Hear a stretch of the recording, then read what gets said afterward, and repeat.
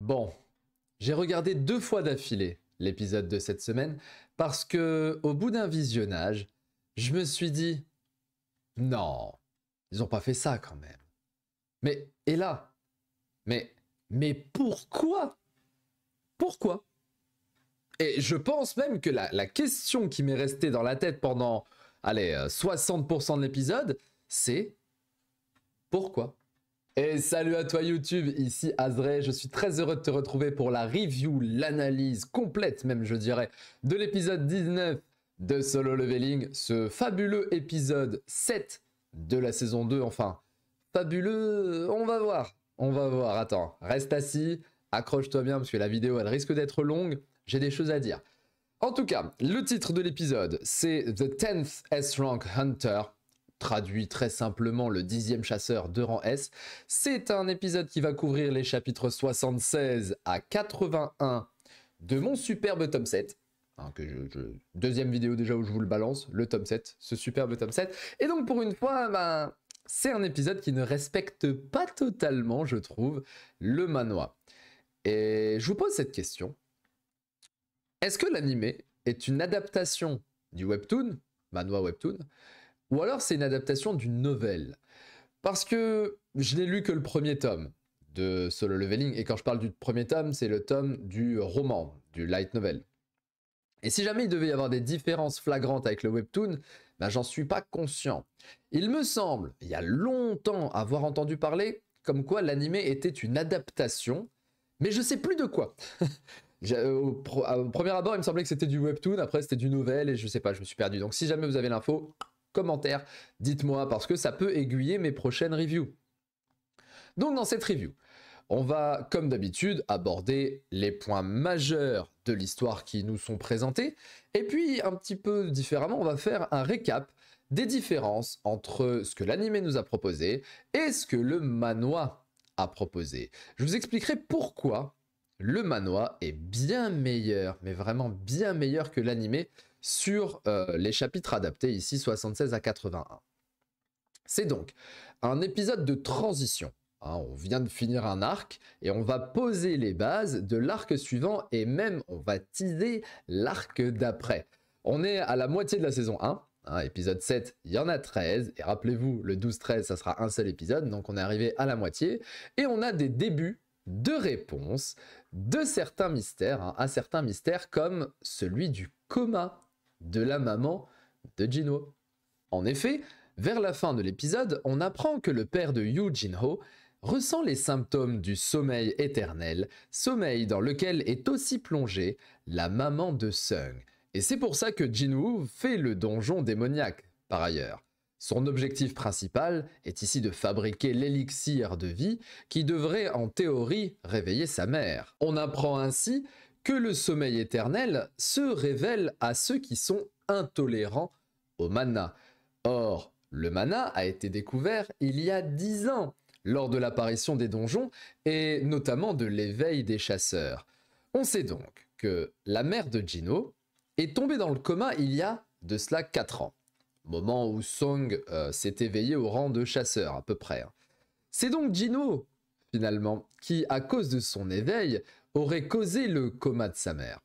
Cette révélation au spectateur, et non pas à Jinho d'ailleurs, hein, cette révélation au spectateur rend le tout plus dramatique, finalement. Jinho n'est pas au courant de son impact sur sa mère, j'ai envie de dire. Il cherche donc même à être le sauveur d'une condition qu'il aurait lui-même infligée sans le savoir, et ça c'est génial.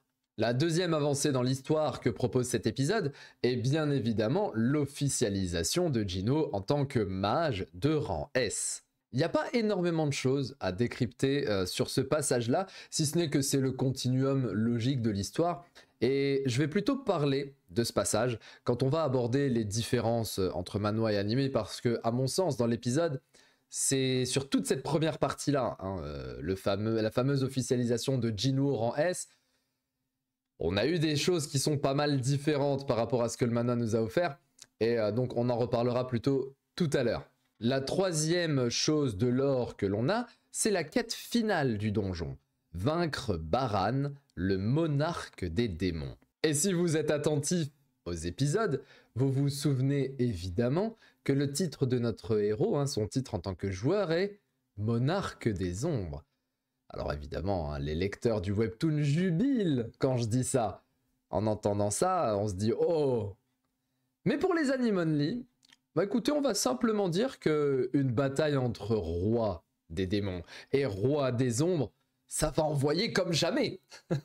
Ça va être exceptionnel. D'ailleurs, l'animation des combats, hein, je passe dessus quelques secondes, mais c'est exceptionnel. C'est un point qui est ultra positif, je trouve, pour cette adaptation qu'est Solo Leveling, l'animé.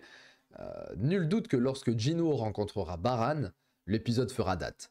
Alors, honnêtement, je pense que dans l'histoire de la Japanimation, on aura eu Demon Slayer, on aura eu Shingeki no Kyojin, on aura eu Dragon Ball, on aura le combat Baran Sun Jinho dans Solo Leveling. Ah, pour moi, c'est une évidence. D'ailleurs, Solo Leveling est devenu le 3e animé le plus populaire sur la plateforme Crunchyroll.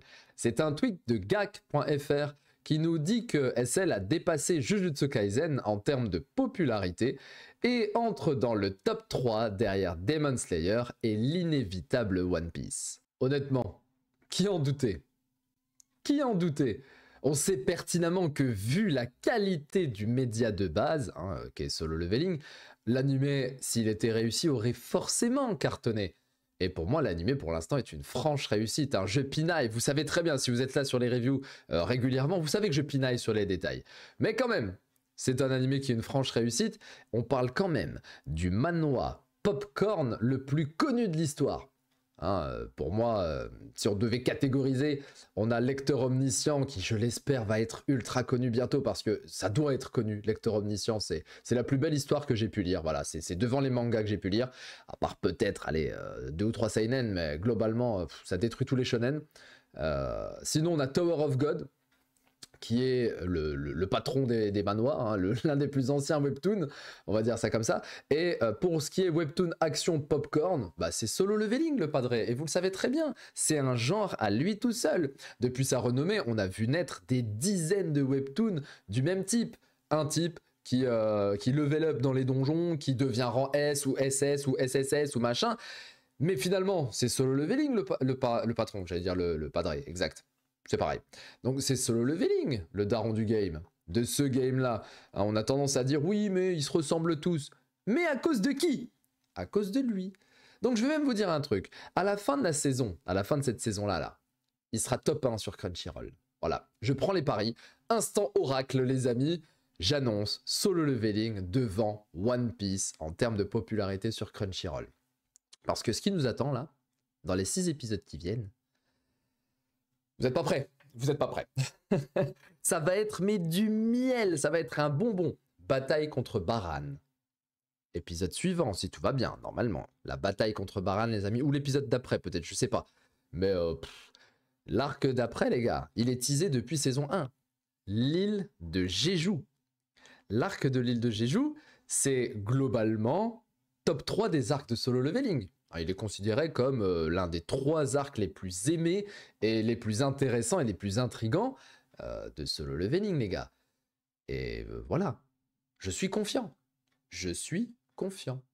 Et en parlant de l'arc de Jeju, on continue dans le teasing avec le build-up de cet arc et l'apparition de cette fameuse fourmi volante terrifiante, je trouve, hein. Mais on n'en saura pas plus pour le moment. On entre donc dans la deuxième partie de cette review où l'on va détailler les différences importantes entre l'animé et le manhwa. Et finalement, c'est la partie où je vais être un peu plus salé pour l'épisode et je vais revenir sur le titre de cette vidéo. Pourquoi? On commence donc avec Lee Min-sung, qui est le comic relief de l'épisode.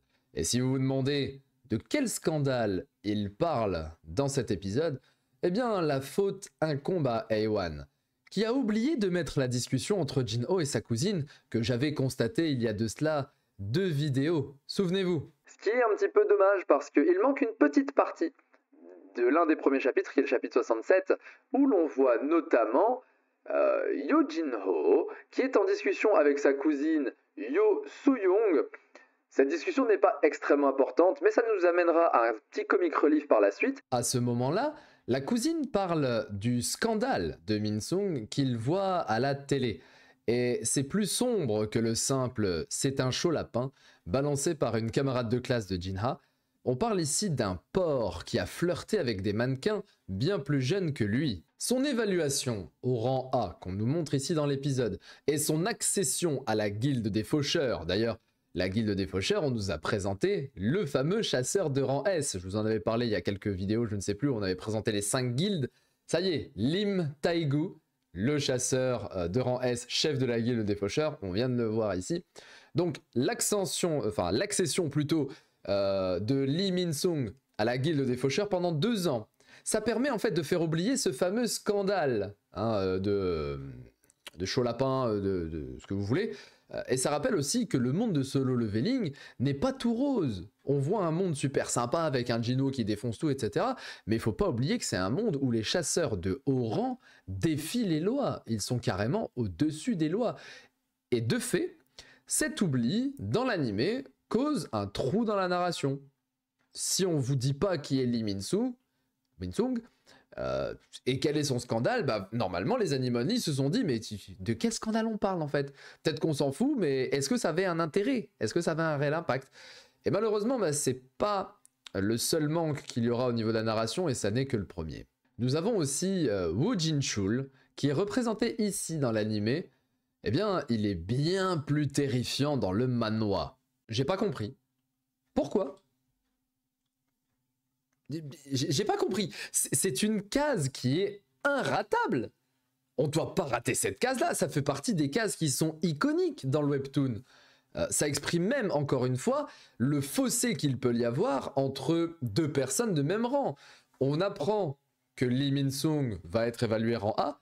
On sait que Woo Jin-chul est un rang A, et pourtant Min-sung se fait pipi sur lui quand Jin-chul enlève ses lunettes et lui fait peur. Et dans le manhwa, c'est ultra iconique. Il y a les yeux violets, c'est terrifiant. T'es là, tu fais oh, le mec est ok, respect à Woo Jin-chul. Là, ça a fait un petit tiding, et on est passé à la scène suivante. Et je me suis dit mais what the fuck, mais pourquoi?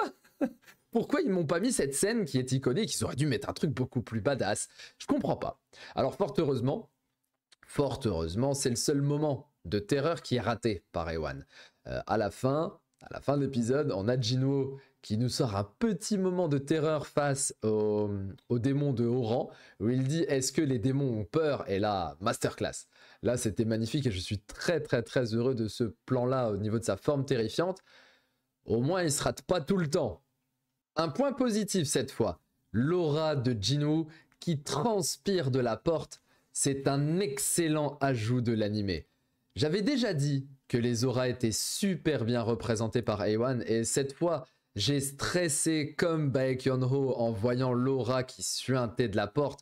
C'était une véritable masterclass ce moment. Comme quoi, il n'y a pas que des points négatifs. Quand on fait la différence entre l'animé et le manhwa, bah parfois l'animé frappe très fort sur la représentation. Et cette fois-ci, la représentation de la puissance de Sun Jinwoo, il se rate pas. Et ça fait plaisir. Je m'attendais clairement pas à ça. Personnellement, je me suis dit, mais pourquoi? Mais dans l'autre sens, pourquoi on n'a pas eu ça dans le manhwa finalement? La porte qui suinte, l'aura et les mecs qui sont là comme ça. Oh, qu'est-ce qui se passe? C'est génial en fait. Ça fait partie des ajouts qui bonifient la licence. Et ça me rend heureux.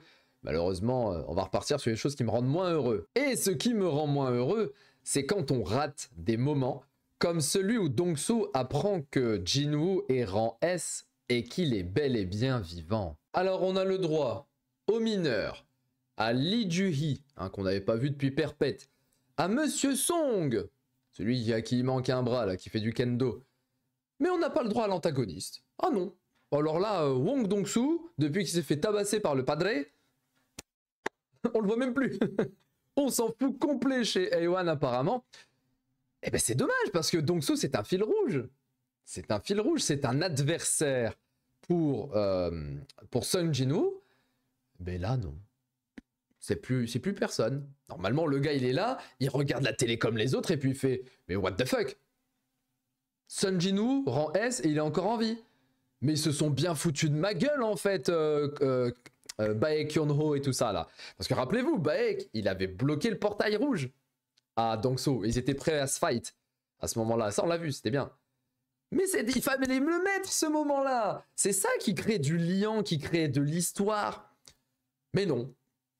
Sanjino. C'est dommage, hein, c'est dommage parce que déjà ben, je vais en reparler après, mais on décrit déjà Solo Leveling sur ce plan-là. C'est dommage. Alors le point suivant, ça m'a scié. Baek explique qu'il utilise ses yeux sous forme de bête, parce qu'il a une forme bestiale, pour déterminer le niveau de l'adversaire. Il constate ainsi que Gino est en capacité de devenir plus fort au fil du temps. Certes, l'anime a déjà montré dans l'épisode que Baek avait des soupçons sur les capacités de Sanjino. Heureusement qu'ils arrivent à suivre le manoir quand même. Enfin, je l'avais déjà suffisamment dit dans les épisodes précédents qu'ils suivent quasi à la perfection. Pas dans cet épisode-là, ce qui est vachement dommage. C'est d'ailleurs dommage de passer à côté d'une explication du pouvoir de Baek. Là, c'était maintenant. Il y avait une occasion pour expliquer pourquoi Baek arrive à capter que Gino évolue. Ils le font pas. Je tape dans mon micro. C'était un approfondissement des personnages secondaires que fait le webtoon. Mais l'anime fait l'impasse. Or, comme j'avais dit que j'allais vous dire, bah là je vous le dis, voilà, on se comprend plus. Solo Leveling est déjà suffisamment décrié en tant que manhwa webtoon pour être une histoire qui tourne principalement à 98% autour de son personnage principal et qui ne développe que trop peu les personnages secondaires. Mais l'anime, il faut faire le contraire. Il faut faire du filler, j'en ai rien à faire. Développez-moi un petit peu mes personnages secondaires. Même le webtoon le fait. Pourquoi vous le faites pas?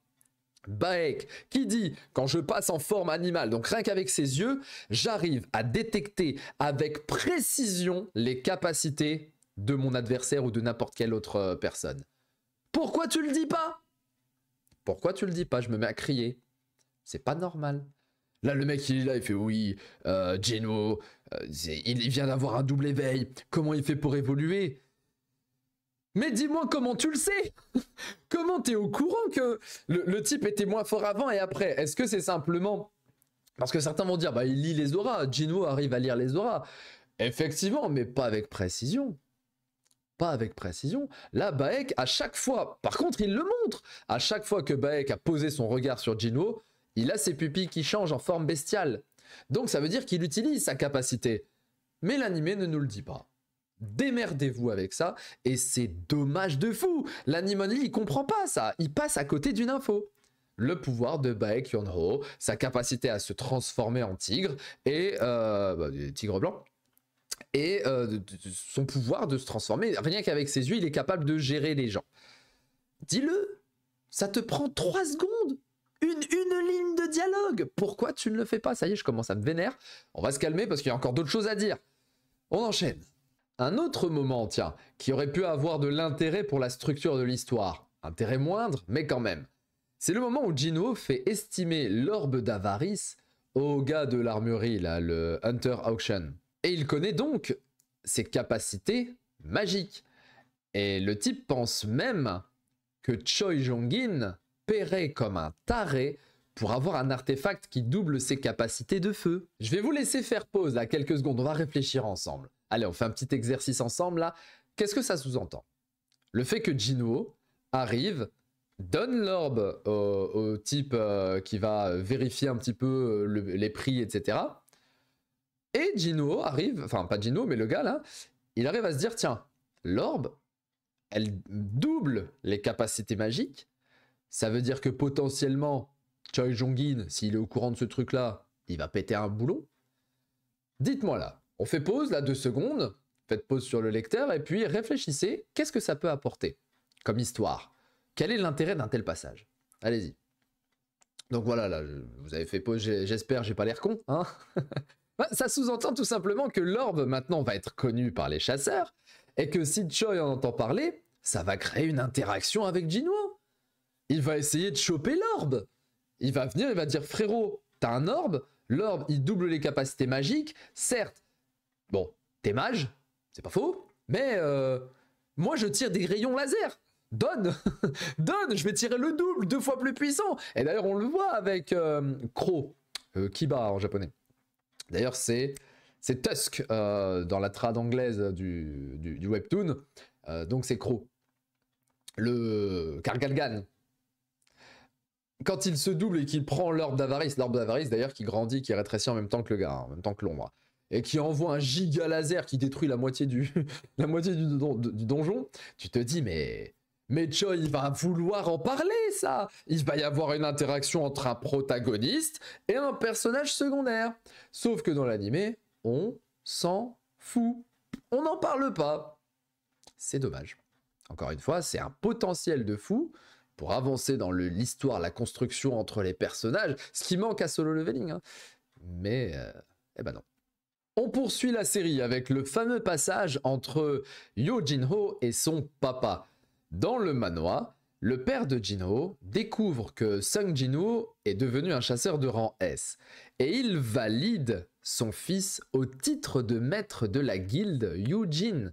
Mais le fils refuse, comme dans l'animé, et il se fait recaler. Alors un truc étrange, bizarre même, c'est que l'animé prend le parti complet de recaler et d'engueuler totalement Jin-ho, sans montrer que le père était fier de lui pour avoir su s'entourer d'un chasseur de rang S quand même. Hein. Le type, c'est la nouvelle star, Sung Jin-ho, c'est la resta du pays.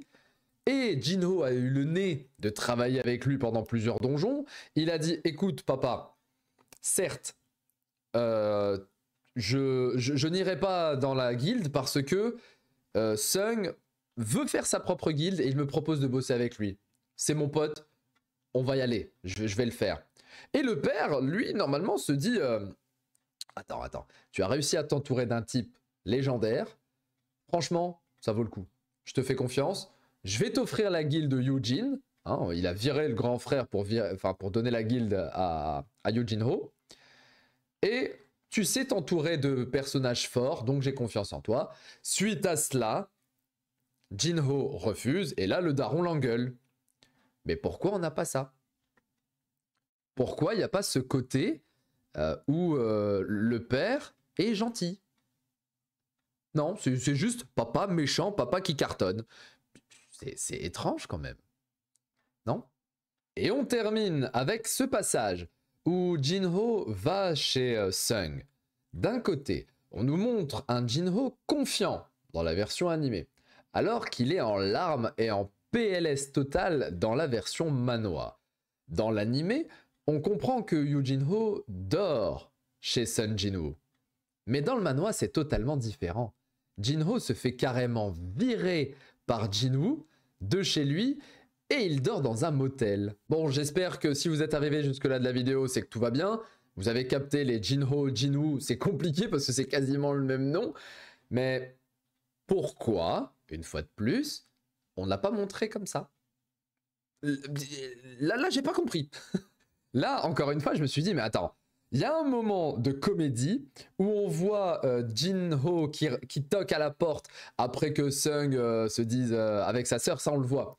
Est-ce que les paparazzis sont toujours là? Non, ils sont plus là et ça fait ding dong. Et là, tu te dis, ok, c'est un paparazzi, non? Ça ouvre la porte et normalement, on voit Jin-ho en train de chialer en disant, je me suis fait virer de chez mon papa. Et non. Là, il est là, il fait, je suis Jin-ho, je suis le pote. Mais fais-le pleurer. Là, le manga, il le fait pleurer. Le manhwa, pardon. Voilà, je dis des conneries maintenant. Le manhwa le fait pleurer. Fais-le pleurer. Pourquoi tu me le changes complètement? C'est pas le même. C'est pas le même. Ça y est, je pète un plomb. Ça n'est pas le même personnage. Et ça détruit, je trouve, hein, le côté humoristique de la scène. D'ailleurs, même, on va aller plus loin, tiens, dans l'analyse de ce passage-là. Je trouve que ça pourrait faire même un portrait de la société coréenne où les relations amicales ne vont pas jusqu'à accepter qu'un pote vienne dormir chez toi. Peut-être que j'ai dit une énorme connerie. Donc, si jamais vous avez des connaissances sur la société coréenne, n'hésitez pas à me faire un commentaire pour m'expliquer ce passage-là, parce que ça m'intéresse énormément. J'ai d'ailleurs même l'impression que le côté excuse qu'on a eu par rapport au père de Jin-ho et Jin-ho, hein, qui lui a dit, c'est pas, t'es une grosse merde, dégage. Voilà, il lui a dit juste ça, il lui a pas dit, je suis fier de toi mon fils, alors que normalement il y avait, mais bon, tant pis. Donc ce côté excuse a été vachement mis en avant. Et on sait que la société nippone aime bien tout ce qui est excuse, révérence, etc. de manière totalement accentuée. De la même manière, est-ce que le rapprochement amical, un pote qui vient dormir chez toi, est-ce que c'est pas plus facile au Japon qu'en Corée du Sud? Je le vois comme ça. Moi, je me suis dit, en regardant en lisant le manhwa, Jinwoo, Sun Jinwoo, vit avec sa sœur. Ok, il a un pote, Yojinho, mais il a peut-être pas envie de le faire dormir dans la même baraque que sa petite sœur, qui doit veiller, qui doit surveiller. Donc voilà, on est potes, mais reste chez toi, va crècher dans un motel, ça posera quand même pas de problème. D'ailleurs, Jinho le dit après, ouais, j'ai dormi dans un motel, c'était trop bien, t'inquiète, on va gérer. Et Jinho lui dit, bah écoute, reste là-bas jusqu'à ce qu'on construise le building de la guilde, et là tu dormiras, on te fera un petit appart et tout, tu vas te mettre bien. Mais l'anime, rien à foutre. Hein. L'anime, on bombarde, on arrive. Faut faire Baran l'épisode d'après, là, donc on trace, j'ai pas le temps. moi, je vois ça comme ça. Et c'est super frustrant. Donc on arrive à la conclusion. Je ne sais pas du tout combien de temps j'ai fait la review. Peut-être qu'on a fait plus longtemps que l'épisode, peut-être moins, j'en sais rien. Ça reste quand même un très bel épisode. Hein. Moi, je pinaille. Vous savez très bien que si vous venez sur mes reviews, c'est parce que vous voulez la perfection et l'analyse la plus clean possible. Et j'aime énormément Solo Leveling. Je suis un amoureux de la licence. J'apprécie beaucoup le manhwa. J'ai lu le premier tome, comme je vous ai dit, du novel, et il est terrible. Malheureusement, le deuxième tome n'est pas encore sorti en version française, il me semble. Elle est sortie en version anglaise, mais pas encore en version française. Et l'animé me régale. L'animé me régale. L'animation Kari mais totalement. Mais en termes d'histoire et en termes d'approfondissement des personnages, j'arrête pas de me poser la question, pourquoi? Pourquoi? C'est frustrant. Il y a ce côté frustrant de me dire, normalement, tu as un manga. On va parler Dragon Ball. Allez. One Piece, peu importe. Tu as un manga. Le manga, il te raconte une histoire. Il te montre des trucs. Tu as la version animée qui sort après. L'animé bonifie le manga, l'améliore, rajoute plus de combats, rajoute plus d'interactions avec les protagonistes, les deux téragonistes, les antagonistes, les personnages secondaires, tertiaires, etc. etc. L'animé met un petit peu de filler pour raconter une histoire, pour accentuer le monde. Mais là non. Là, c'est solo leveling, c'est solo rush, on va à l'aura, on va aux farms de l'animation, les plus beaux combats de l'histoire, et on va avoir des combats, ça va être exceptionnel. Hein. Le passage dans le donjon à la fin, vous m'excusez, mais je l'ai vu rarement. La dernière fois que j'ai vu une animation aussi sympa, c'est Frieren. Voilà. Depuis Frieren, il n'y a rien. Et après, il y a Solo Leveling. Et j'en ai rien à faire, moi, One Piece, l'animation One Piece, j'en ai rien à foutre. J'aime pas One Piece, voilà. Comme ça, c'est dit. Hein. Enfin, j'aimais bien One Piece avant, maintenant, j'aime plus. Mais, et Dragon Ball, me parlait pas de Dragon Ball Daima. Me parlait pas de cette merde. Donc, depuis Frieren, il y a le vide. Et après, il y a Solo Leveling saison 2. Et Solo Leveling, tu te dis, mais masterclass l'animation. L'animation Kari, mais totalement.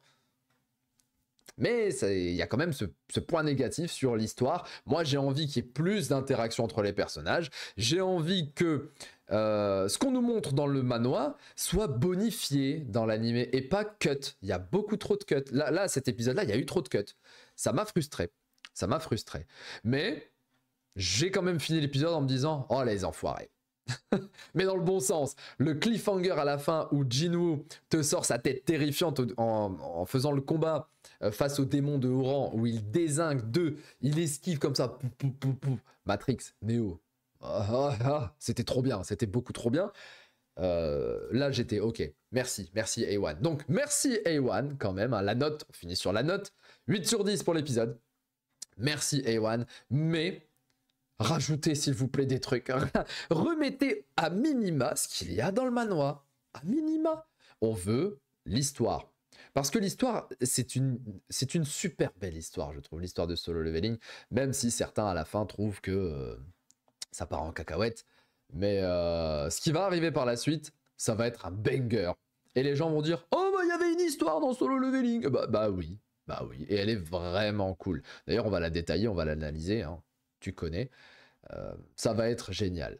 Bien, le commentaire, le like, l'abonnement si ça n'est pas déjà fait, si tu as tenu les 20 à 30 ou 40 minutes, je ne sais pas du tout à combien on est parce que je fais en plusieurs rush. Sur ce, je vous laisse. Des bisous. Ciao ciao, porte-toi bien YouTube.